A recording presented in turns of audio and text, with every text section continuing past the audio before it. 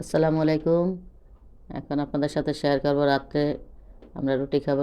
রুটি বানানো, সেই জন্য আগে আলু ভাজি করে নিব। দিয়ে দিলাম একটা কড়াইতে তেল আর পেঁয়াজটা লাল করে নিব। পেঁয়াজটা ভালো করে ভাজবো। আলু ভাজিও সাধারণত সবাই পারে, ছোটো বড়ো সবাই পারে। তারপরে শেয়ার করব রুটি আলু ভাজি শর্টকাট কীভাবে করা যায়। আর একটু তেল দিয়ে দিলাম, কারণ অনেকের আলুটা গইলা যায়, পারফেক্ট হয় না। আজকে দেখাবো কীভাবে যেন আলুটা না গইলা যায়। আলুটা চিকন করে কাটটা ধুয়ে নিছিলাম, দিয়ে দিছি। আগে দিছি শুধু আলু, পেঁয়াজ আর হলো কাঁচামরিচ দিয়ে ভালো করে ডাক্কা দিলাম। এদিকে আর একটা চুলাতে পানি দিছি, করে পাতিলের মধ্যে একটু তেল দিয়ে দিছি, সাথে একটু লবণ দিয়ে দিছি। এদিকে আমার আলু ভাজি হয়ে গেছে, ধনিয়া পাতা দিয়ে দিলাম,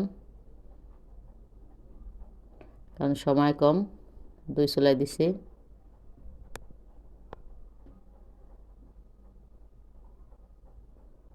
একটু লবণ কম ছিল, একটু লবণ দিয়ে দিছি। দেখেন এই আলুটা গলে নাই, কত সুন্দর ঝরঝরা হয়েছে।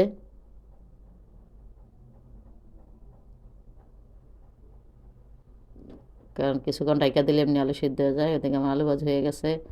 দিয়ে দিলাম পানির মধ্যে আটা। তিনজনে খাওয়ার জন্য 6টা হয়, 6-7টা জন হয়। কারণ পানি গরম করে একটু তেল দিলে আটাটা অনেক সফট হয়। ভালো করে মইতে নিছি, দেখাতেছি রুটি বানানো। কারণ বিদেশে তার বেলুন ফিরি নাই, এদিকে দেশে কাঠের মধ্যে করতে হয়। হয়তো ভাববেন যে রুটি বানানো দেখানোর কি আছে।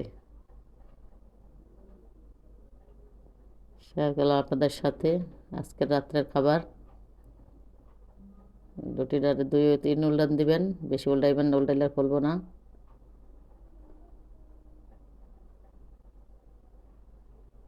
আস্তে আস্তে ফলতেছে। হয়ে গেছে আমাদের রাত্রের খাবার। ছেলেটা একটু তেল দিয়ে ভেজে দিছি। কেমন হিসেবে জানাবেন। আসসালামু আলাইকুম।